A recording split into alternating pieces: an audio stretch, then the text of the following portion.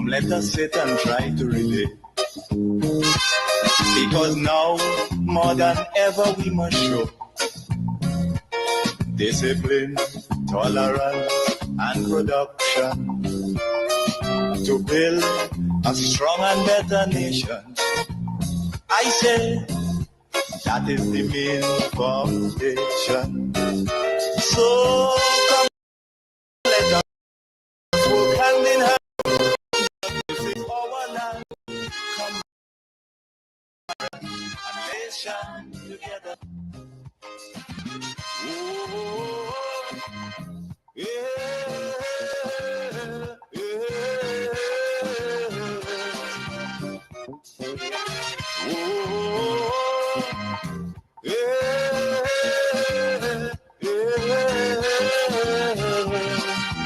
Come, my brother, come, my sister, and let us build Grenada, Carriacou, and Petite Martinique together. I want to welcome you wherever you are to the Dynamic Hour, Monday from 8 a.m.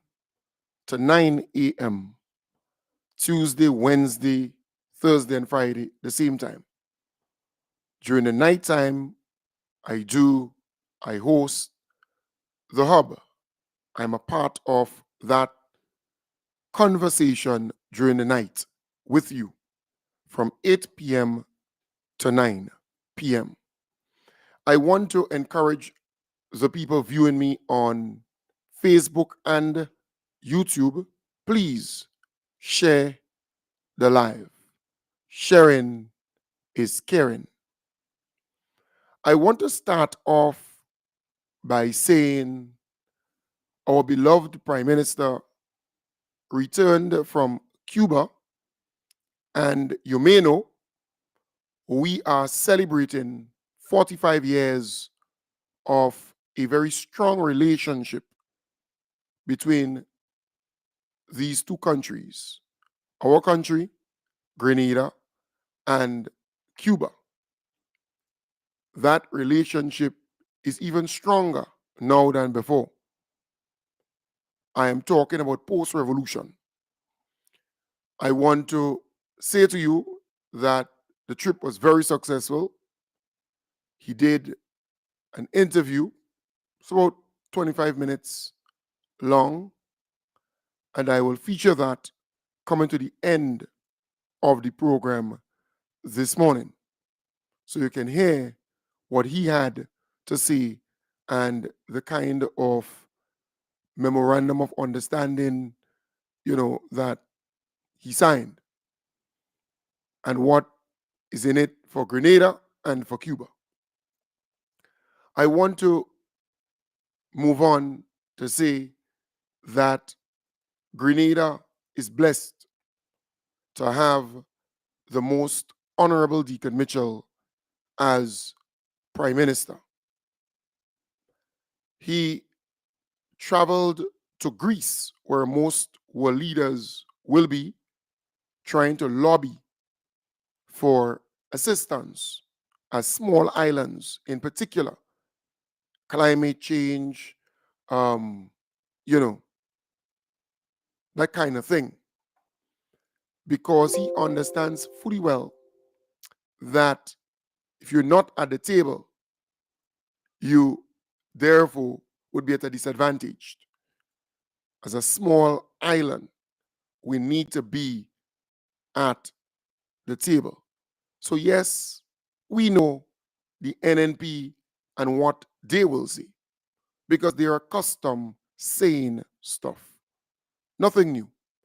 They will attack our beloved Prime Minister for traveling to Greece after coming from Cuba, but they don't understand diplomacy. They don't understand the kind of opportunities that would come. You have to be at the table, and that is important. You have to be there. And I want to applaud our beloved Prime Minister, because he's not worried about the NNP and, you know, what they continue to push. He's more focused on getting stuff for our country. So he will be attending the 9th Our Ocean Conference in Greece, which is a very important conference where you will be able to negotiate with world leaders, with donors for assistance for your country.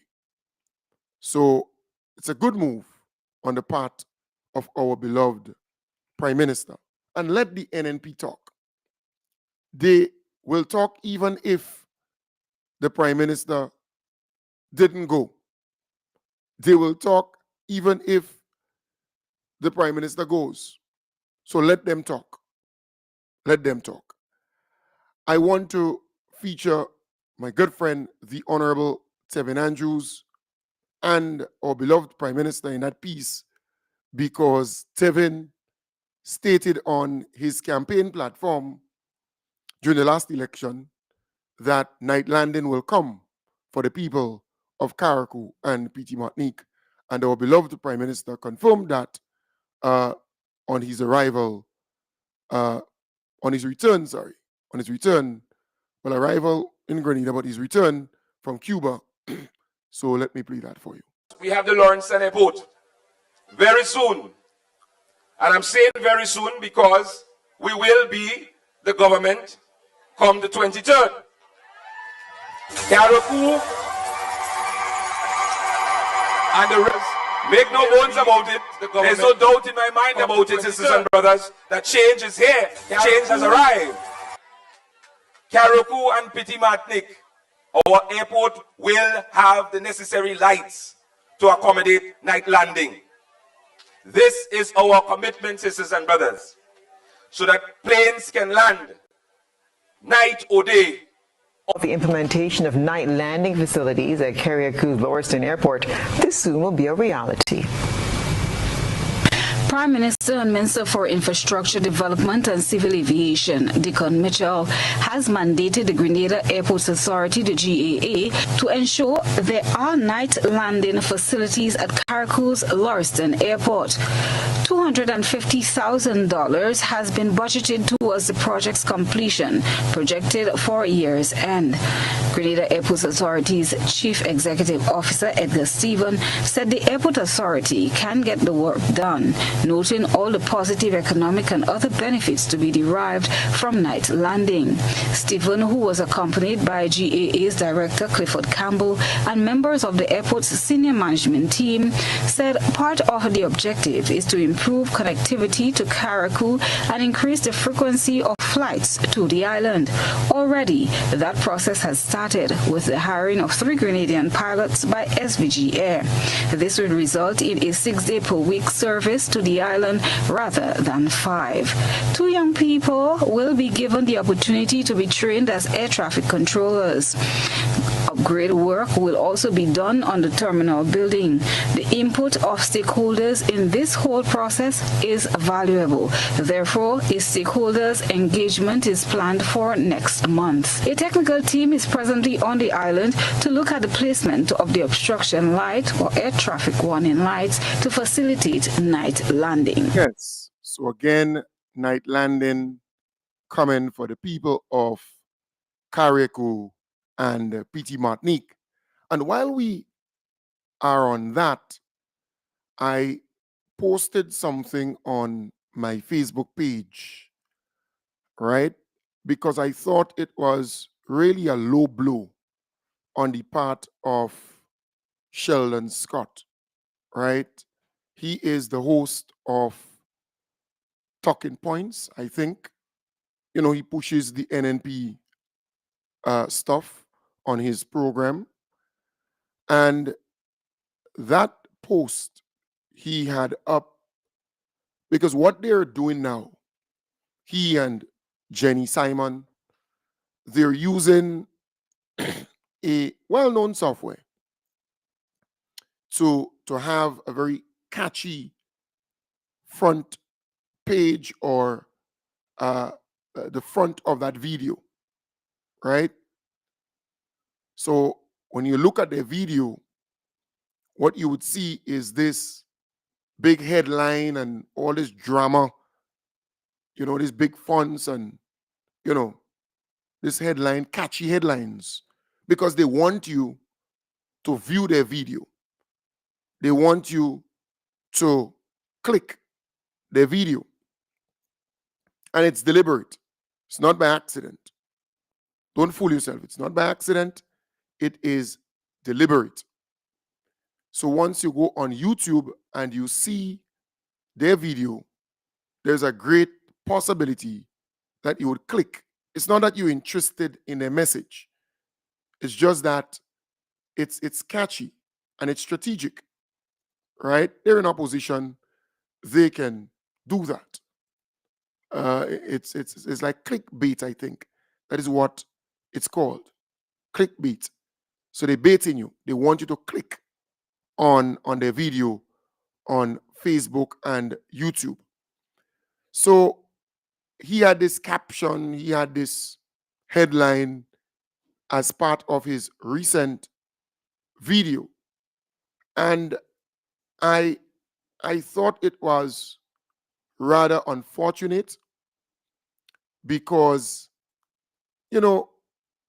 I believe that these guys are intentionally misleading the audience because they're desperate for viewership. They want you to view, they want you to click and listen to them. But the insights, experts will tell you, the insight of those videos will show that many people are just viewing for 3 seconds or 5 seconds or 10 seconds.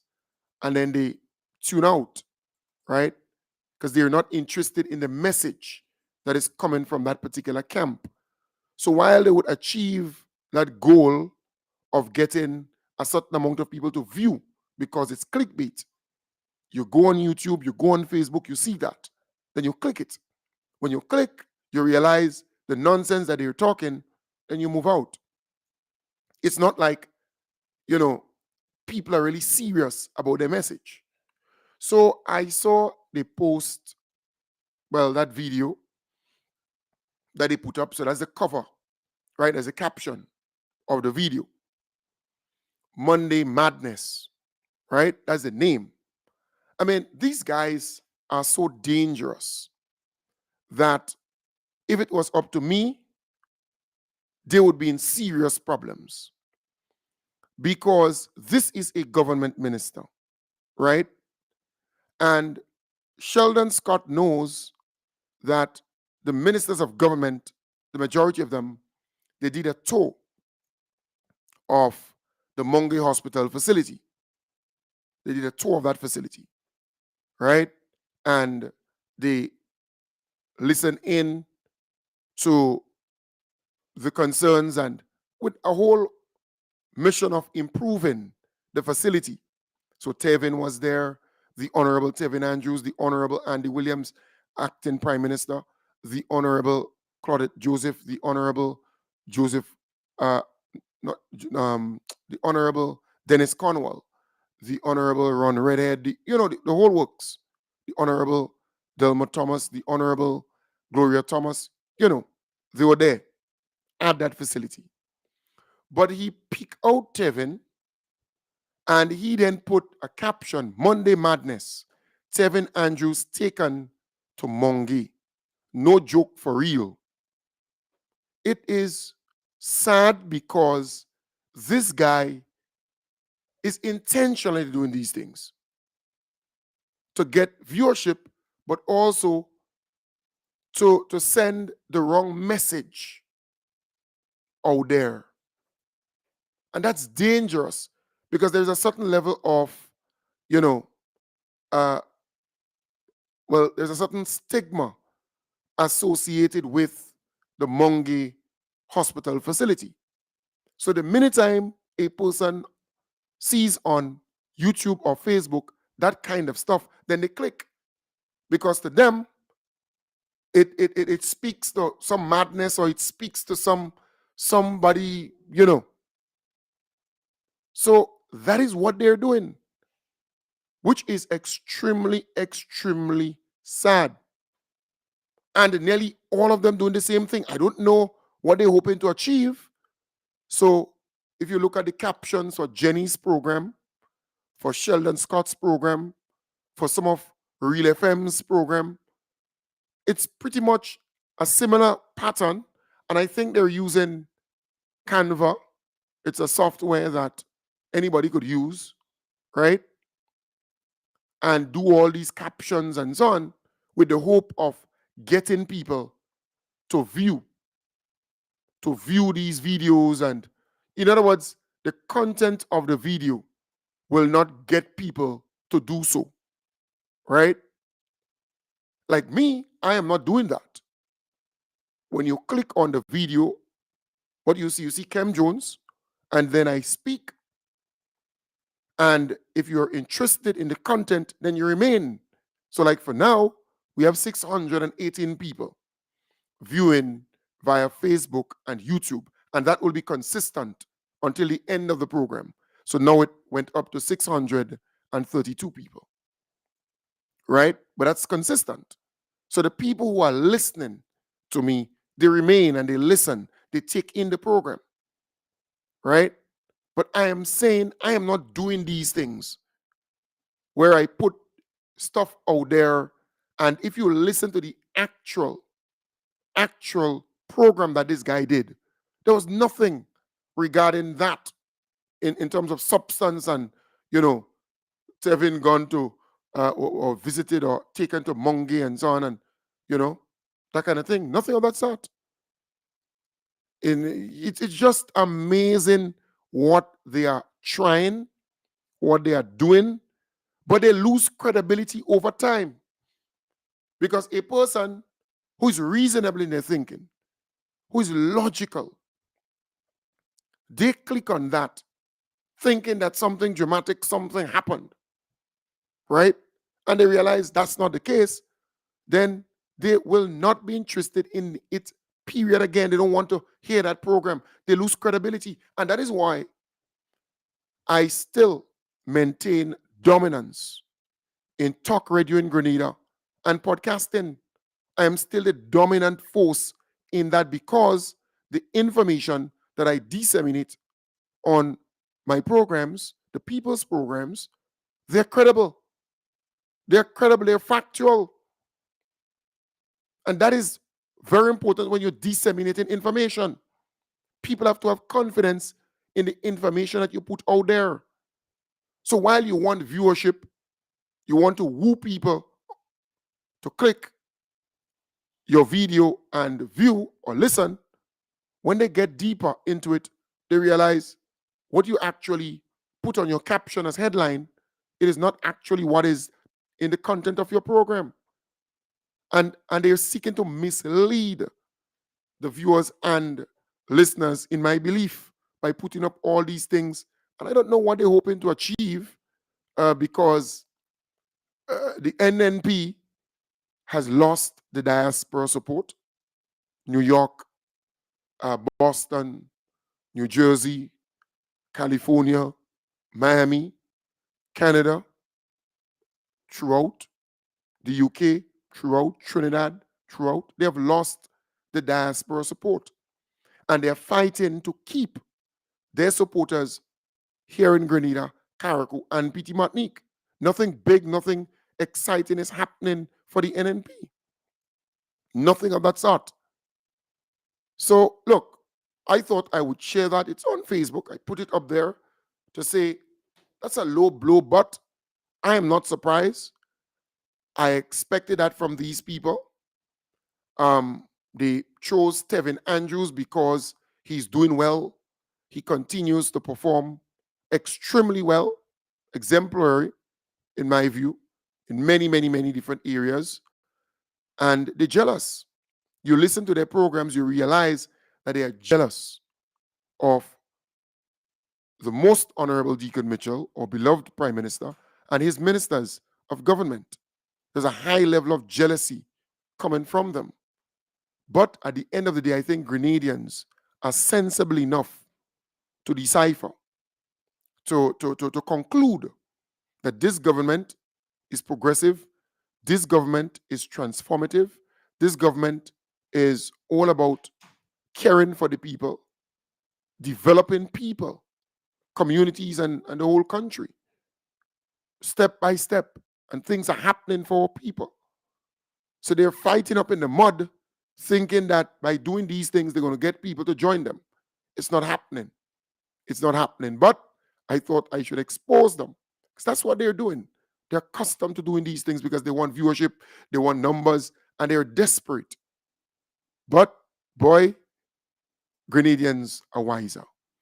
The Grand Roy Government School, they had a tour. Remember, my good friend came on the program and she spoke about the Grand Roy Government School and adopting that school and working with that school to improve it.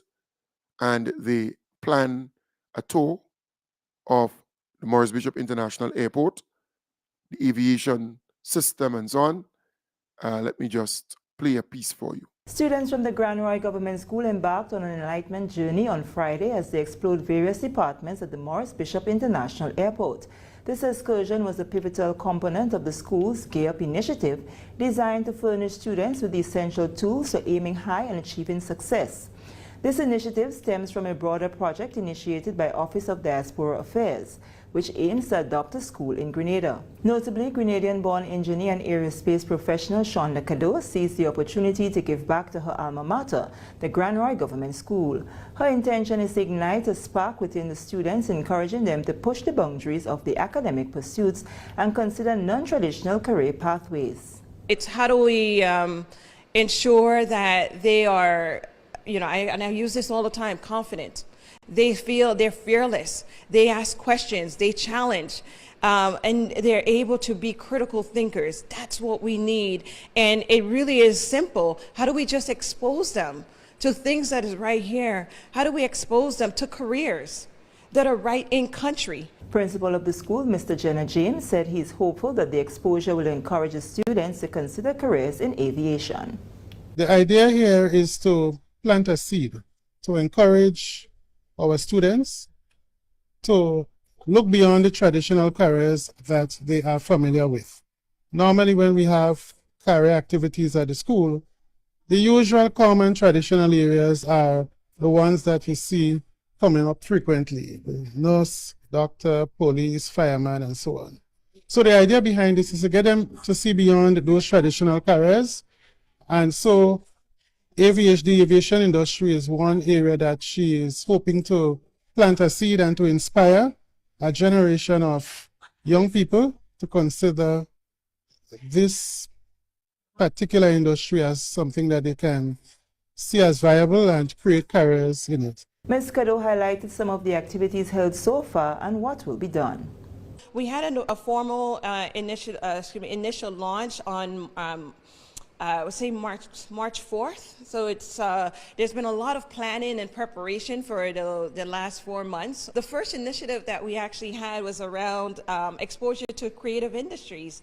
And, Kaim Joseph spent some time with the students to expose them to artificial intelligence. If you see what's happening across the world today, AI is taking over, and we want our young people to know and see the value and the impact of artificial intelligence. And also, we all know that on the heels of our in the 50th Independence Jubilee, the drone show was it, right?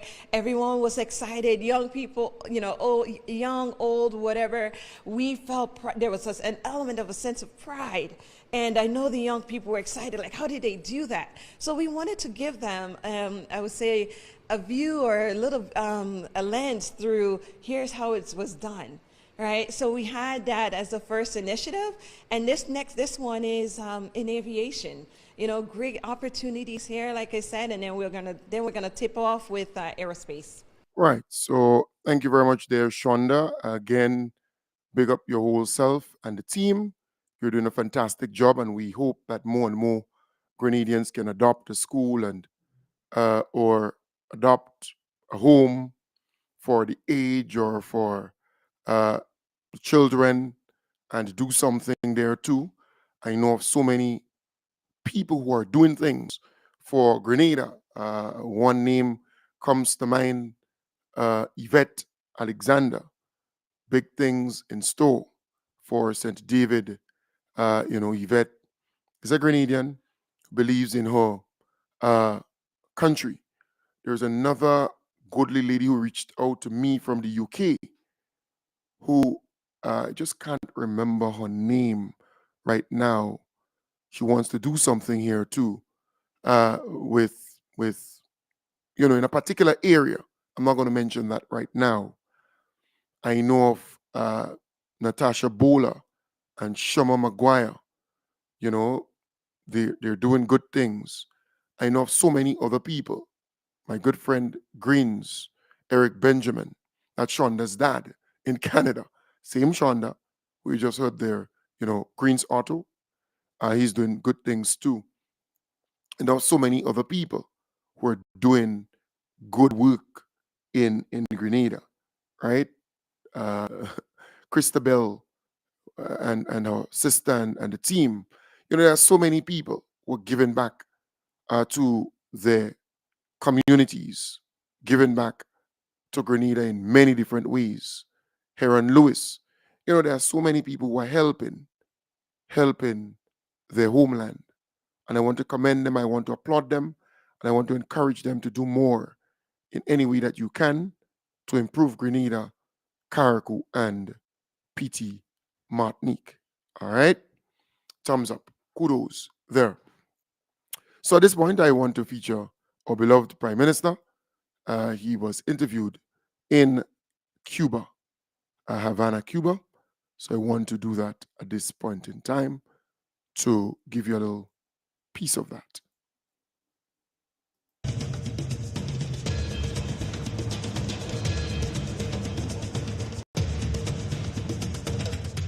Hello and welcome to Telesur English. My name is Belén de los Santos, and in this case I'm in Havana, Cuba, and honored to present a very special guest for us, Prime Minister of Grenada, Mr. Dickon Mitchell. It's a pleasure to have you with us. Thank you for taking this time with Telesur English. Thank you for having me. It's my pleasure to be here. Of course. So, Mr. Prime Minister, you're here in Cuba celebrating the 45th anniversary of relationships between Grenada and Cuba. What's your view on this 45 years of relationships between the nations and the current state of the bilateral relations? Well, first of all, I want to start by saying that we are very proud of the relationship that Grenada and Cuba has had over the last 45 years. It's actually one of the closest bilateral relationship that Grenada has had. The citizens of Grenada are quite fond of Cuba, quite fond of the citizens of Cuba.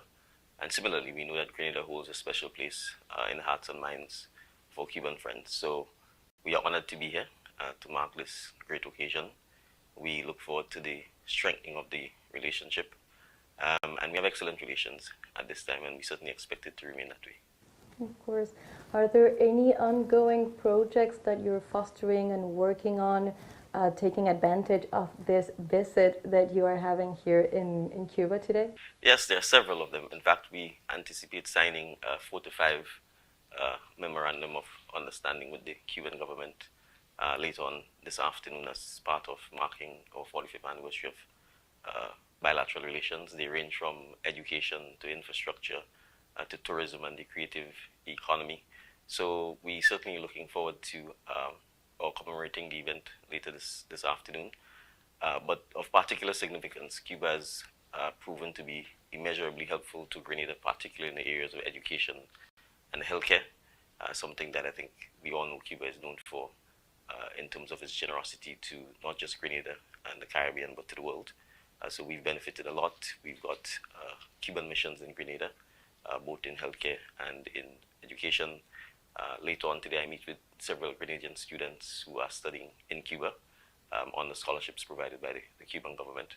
So we're looking forward to signing these agreements and to continue the collaboration between Grenada and the people and government of Cuba. You were talking about the ties of solidarity between Cuba and Grenada, and what you were mentioning, the ties that have to do with education, with health, are some of the most important ties that bond most Caribbean nations. And I wanted to ask you about how you view the state of integration, of solidarity between all Caribbean nations facing the hardships, the challenges of the present. How do you see the state of this solidarity today?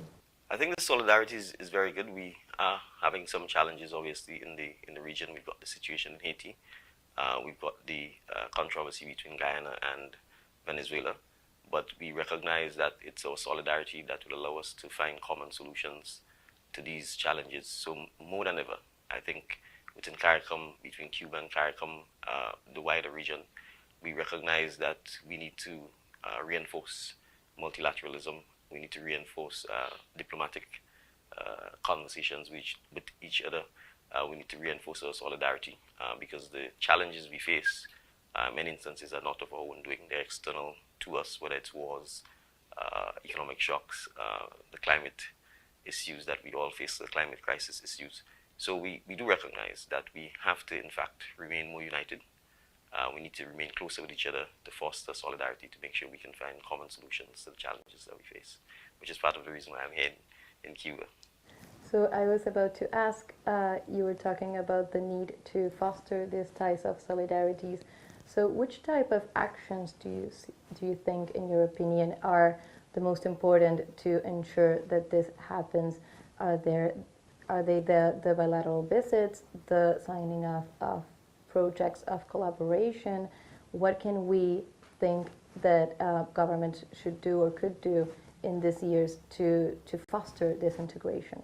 Well, I think a number of approaches, bilateral visits, multilateral fora, signing, not just signing, but implementing of agreements. And I think crucially, people exchanges. When our citizens visit the islands or the countries within the region, we get a greater understanding of what unites us. And it makes it easier, therefore, for governments to work in our collective interests. So it's not just about at the leadership level, but it's also important for it to happen at the people level. And I think a program like yours is a good way of doing so. Oftentimes, we underestimate the importance of the media in teaching each other about each other. And obviously, when we do that, it makes it easier for our people to understand that we are more similar rather than dissimilar, that we face common challenges, and that we can help each other. So certainly, in the case of Cuba, for example, cultural exchanges, I think between our citizens, whether it's music, art, sport, these things help quite a lot. In Grenada, we recently held the Carifta Games, which is a multilateral track and field event. There were 28 countries taking part. And so when young people come to an island like Grenada from Curacao, Bahamas, Jamaica, it gives them an opportunity to learn about Grenada. It gives Grenadians an opportunity to learn about them. And it makes it easier for us to find common solutions to the challenges we face. And it also shows that despite our small size, oftentimes, that our people are very talented, very resilient, and oftentimes can become champions on the world stage. Right. I was thinking how important this, what you were saying about the exchange of people, right? Uniting the people, bringing the peoples of the different nations of the Caribbean together, just following maybe the initiatives from the heads of state, and also jumping through the language barrier. And that is something that we are trying to do here today, bringing this interview to also Spanish-speaking countries as well. So you, Prime Minister, you mentioned the difficult situation that Haiti is going through, that the brotherly people of Haiti are going through. And of course, this involves the whole Caribbean community responsible for caring for this very important people to this region of the world.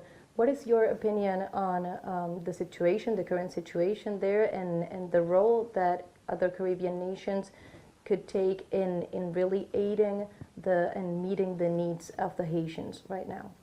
Well, we've been playing a leading role in trying to ensure that we can get the Haitians themselves to find solutions to the challenges that are confronting them.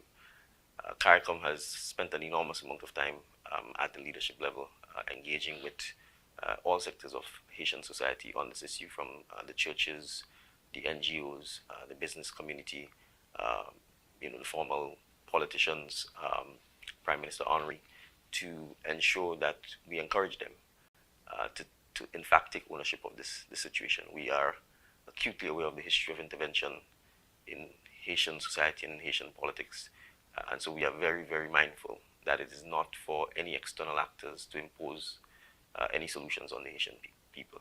What we really want to do is to play a conciliatory, mediatory, facilitative role to ensure that the Haitians themselves, with our help, with our solidarity, can in fact find a solution to the challenges they face. And I think it's important to highlight that this is not going to be an instant magic fix, but something that is going to require long, consistent, persistent support. And I think certainly at the Caribbean and regional level, we are all ready to do that. Of course, there are many persons who are facing economic disruption, the security challenge, food shortages. So on a humanitarian level, we are quite eager to help. Within CARICOM, we've spoken extensively about the need to provide food and other medicines and support for Haitians, sisters and brothers, but obviously the security issue is a challenge, and we are prepared to help work with all stakeholders, the international community, the United Nations, to help both on the humanitarian level, but also at a political level. But it's important to re-emphasize that this has to be done by Haitians themselves for Haitians. Right. I was thinking Cuba has a long-standing, you were mentioning it before, history of aiding the Haitian people specifically on the fields of health, for example. So maybe we could be looking into those type of collaborations specifically in this area besides the security aspect. Certainly. I think actually that aspect is more important because, you know, healthcare, education, food is what the average Haitian needs. And so the emphasis on this, I think, is also crucial to ensure that Haitians themselves are not mistrustful of any external help. Because I think when it comes to a political situation, generally we respect the sovereignty of each island. The politics is really for the citizens. But certainly in a time of need, if people are hungry, if they need healthcare, if they need education, then it's the humane thing to do. And so from a humanitarian perspective, it's incumbent on all of us to ensure that we can provide assistance and provide aid to our brothers and sisters in Haiti. Prime Minister, I would like to ask you, one of the most important and most challenging problems facing the whole of humanity right now has to do with the climate emergency. At the last General Assembly of the UN, you spoke about climate justice and how in many cases the people who contribute the less to this problem are the most affected. I wanted to ask you, in your opinion, how do you value the effect and the response the international community has had so far to this emergency, and what could be done to continue the action on a regional, on a local, and on a global level to target this thing that is impacting the whole world? Well, I would certainly say I think, you know, we have a lot of talk within the international community, and particularly amongst the nations that are responsible for this crisis, even more talk. The action is really the challenge, and I think for small island developing states, we are on the forefront of this challenge, both in the Pacific and in the Caribbean. And so for us, this is an existential issue. I think in places like Cuba, in places like Grenada, we are already seeing the destruction of our coastline. We're already seeing the impact of rising sea levels, of warmer sea temperatures, of more ferocious hurricanes and what it does.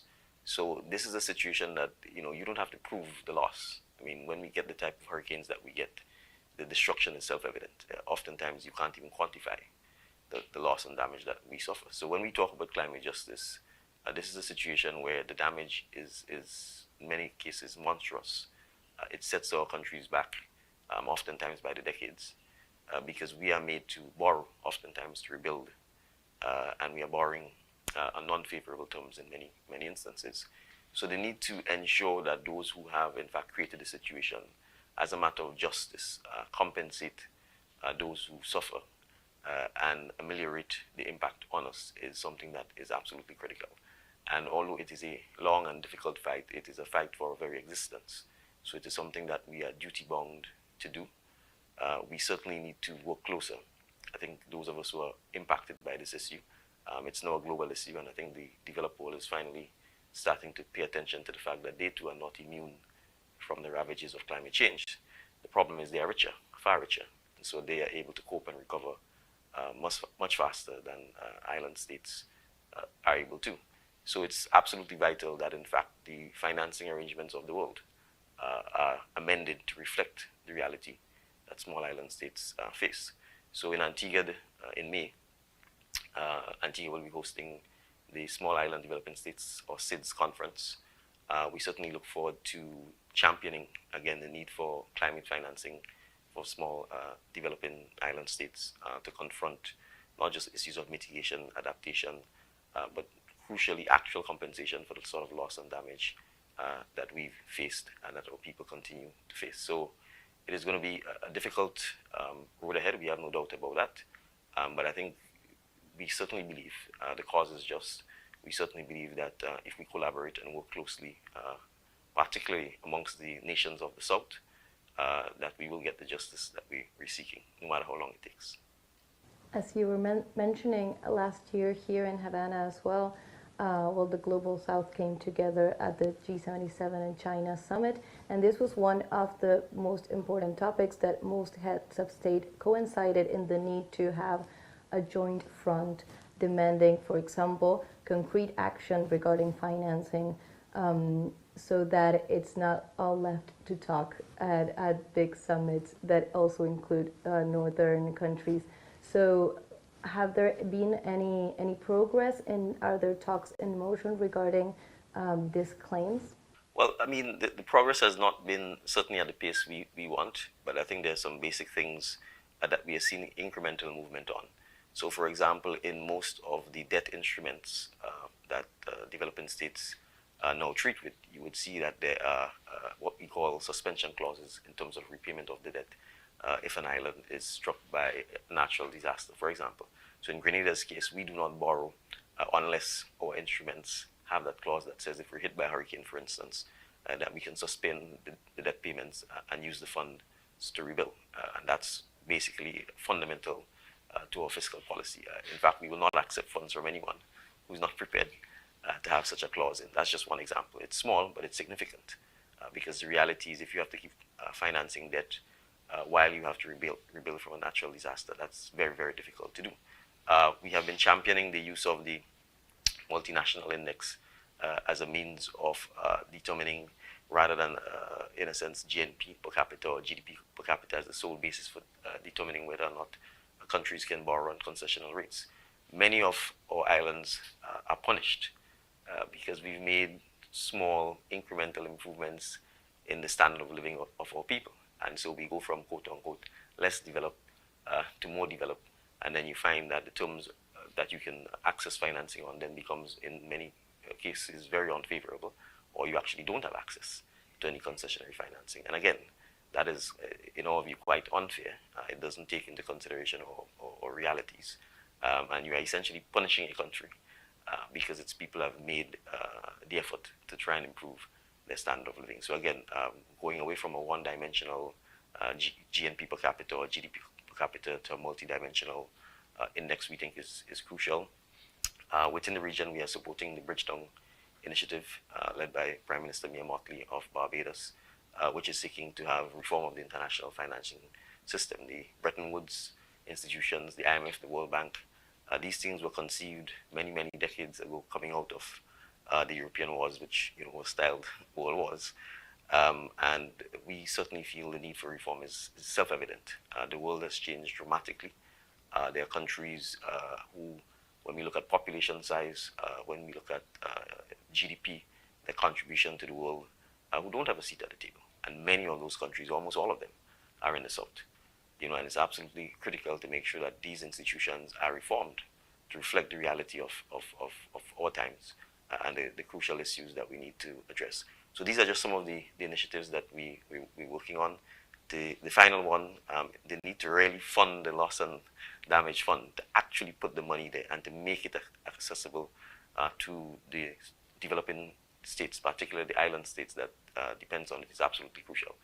Many of these funds are placed in trust funds administered from the developed world, and it takes you almost a decade to comply with everything that they are asking you to comply with before you can get the funding. And a decade later, you're worse off than you were before. So that's what I mean about, there's a lot of talk, but the reality is it's very difficult on the financing front. So that's an area where crucially, a lot of work still needs to be done. That's clear. So, Prime Minister, you came to office in Grenada at a very challenging time worldwide after the effects of the COVID-19 pandemic, for example, and all the repercussions it had in the region and in the world. So how do you value the time so far and the progress made since that moment, and also what are the challenges facing ahead? Yes, it was a challenging time, but I think it was also an exciting time. The truth is, I think the world, and Grenada was no different, coming out of COVID, to some extent was a bit dazed. The world had literally come to a halt and we were restarting. But I think people recognize the importance of social interaction. I think it made us not take our lives for granted, not take our societies for granted. And so certainly for me, it's been an exciting time, though challenging.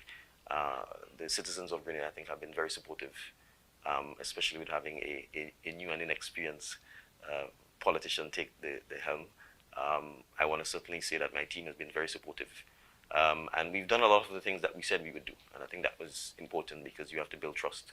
You have to build credibility. We now need to stay the course. We now need to continue delivering for our people and crucially engaging with them, because oftentimes I think one of the criticisms of political leadership is the fact that the leaders oftentimes don't engage sufficiently with our citizens in a direct and straightforward manner so that we can get their feedback, we can get their input on what we need to do to improve their lives and the overall well-being of the country. So that's one of the things we are very keen to continue doing. But there are a number of issues we face, from challenges in our education and system and the need to reform it, to healthcare and the need to significantly improve it, the need to make our society more productive by leveraging technology. Those are some of the areas that we intend to tackle, but also a sense of ensuring that our people understand the history, understand the resilience and the struggle that our foreparents went through to create a society so that we can commit to making it better for the next generation of Canadians. That's great to hear. And I was thinking this period of time that you were mentioning, both of course challenging and maybe a crisis of opportunity in many cases, was particularly hard for some nations in the Caribbean, particularly the ones facing coercive measures from the exterior, as is the case of Cuba, where we are now, and Venezuela as well. So I wanted to ask you about this. What is your stance as a member of as a head of state and also a member of a Caribbean nation, of these coercive measures such as the U.S. embargo that have put such a pressure on these nations? Well, we've been unequivocal in our condemnation of the U.S. blockade and embargo against Cuba, and they're listing Cuba as a state that sponsors terrorism. We are quite clear that it's wrong, it's unjust, and we will continue to, at every opportunity, condemn it and to continue supporting the people and the government of Cuba. It really is honestly shameful that decades on, and despite the fact that every year all nations line up at the United Nations to condemn this action, that Cuba and the people of Cuba are still made to suffer as a result of this. But the resilience, the creativity and the innovation of the Cuban people are clear. We stand in solidarity with them, and we have no doubt that one day this blockade will be lifted because it is unjust. And I always say the wrong is wrong and the right is right. And we talk a lot about democracy, we talk about respecting the sovereignty of nations, and so we cannot, in a situation where simply because the political system is different, where people have exercised their own choice, accept that it is right for another nation to impose an embargo or economic blockade against them. If we accepted that, it would mean the law of the jungle, that the powerful will always take advantage of the smaller or the weaker.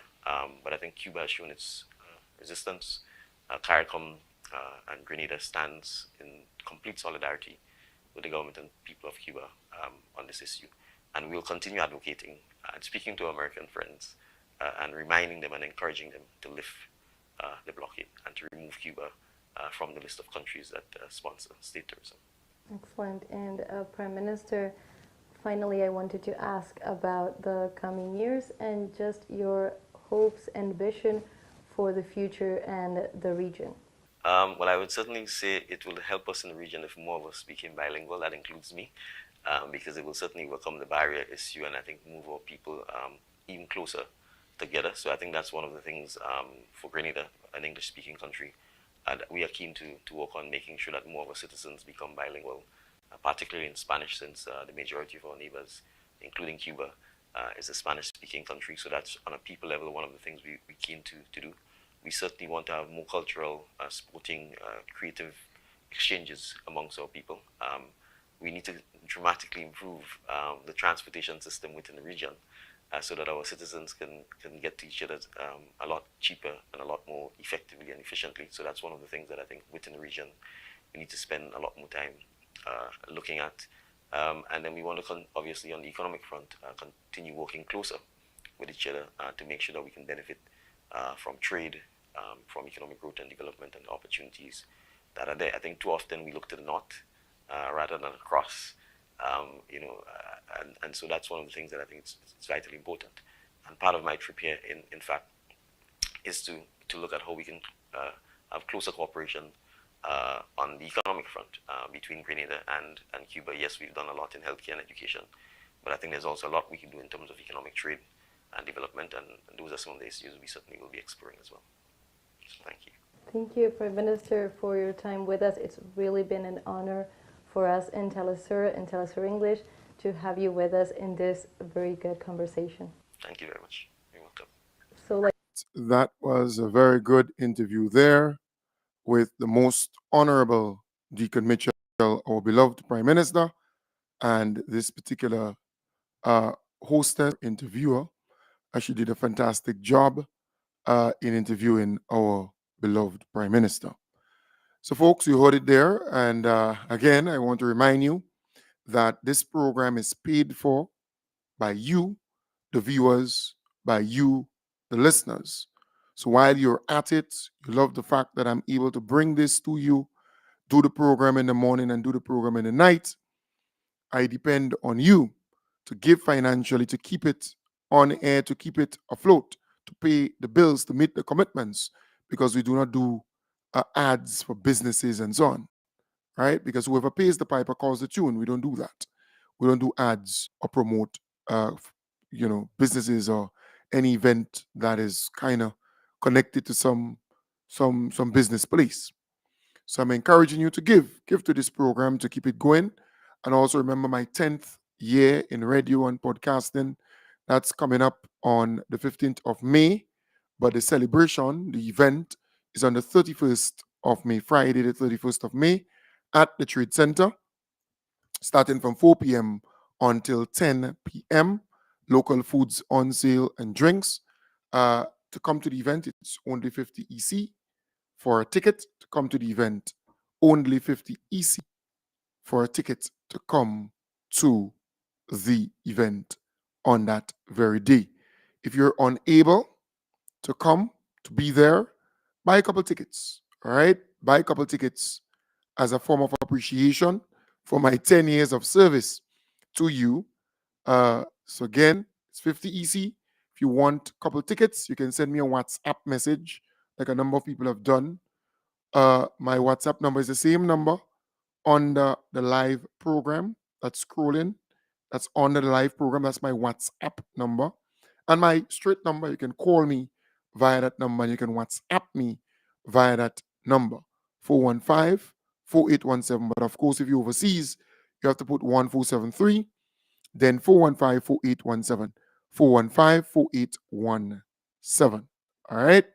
And I can keep the tickets for you, or you can just sponsor it.